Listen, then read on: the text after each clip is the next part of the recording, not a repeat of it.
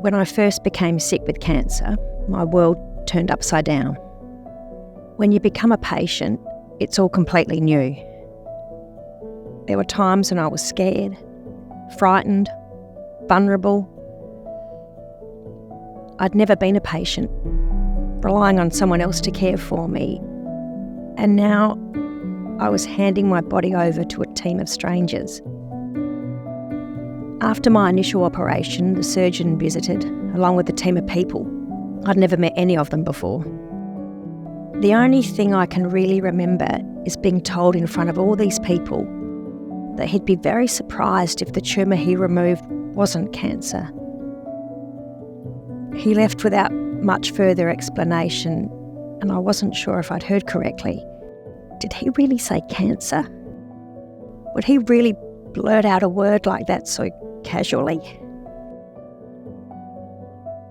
The word was ruminating around and around in my mind, consuming me with anxiety. The wait for the pathology result was agonising. He might deal with cancer every day, but I don't. Then came the cancer diagnosis. I wanted to be who I am, with cancer, rather than a cancer patient. I didn't want this disease to define me. But not many of the healthcare professionals would ask about me, my family, or my life. Only my disease. I know they were looking after me, but I struggled with some of the procedures that were part of the treatment. The area of my body which was being treated would be left exposed unless I asked to be covered up. I hated being a bother, so I mostly didn't ask. Laying on the bed in this vast, sterile room, I felt like a butterfly pinned on a display. A specimen, not a person. There were moments of light. After my first operation, the night nurse was a beacon of warmth.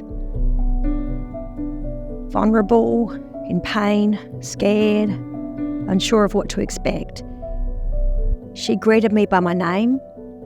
She checked that everything was okay with me, asked about my pain, if I needed anything. I didn't know what was considered normal, but she reassured me. She seemed to be able to be in my shoes and see the world through my eyes. I felt safe and cared for. I remember being told by the doctor right at the beginning of the first consultation, before radiotherapy treatment, that there was a 70 to 80% chance of cure. I became so focused on this figure. I can't recall much else about the consultation. It was a terrible experience of being told a whole lot of information with lots of new words. I probably needed to know this important information, but I couldn't absorb or understand hardly any of it. The only thing I remember to this day is the percentages. After a treatment, consult or surgery, I needed to be talked through an information sheet, which they did sometimes provide, and have the opportunity to ask questions. Often that sheet would be my lifeline between appointments, the pages becoming worn and battered as I kept it close. It was such a lonely journey sometimes. I always felt better when any staff member noticed if you weren't feeling so good or doing so well and asked how you were going. Then you felt as if you could share your experience and feelings and a little bit of who you are with another person. And you weren't alone and feeling so vulnerable. It didn't matter that they couldn't necessarily make things better, but it just seemed important that someone else knew how you were feeling. I didn't feel comfortable telling anyone I was scared, wondering if I was going to die. I was never asked, "What's this like for you?" Knowing they cared, that they would be empathetic when you're not coping or you're scared. Being asked how I am. Being included in the decisions and new information. Being reassured and respected. Being able to respond to my emotion and me, as well as my illness.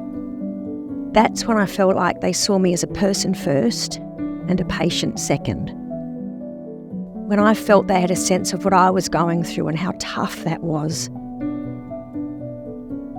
And it was that kindness that made all the difference.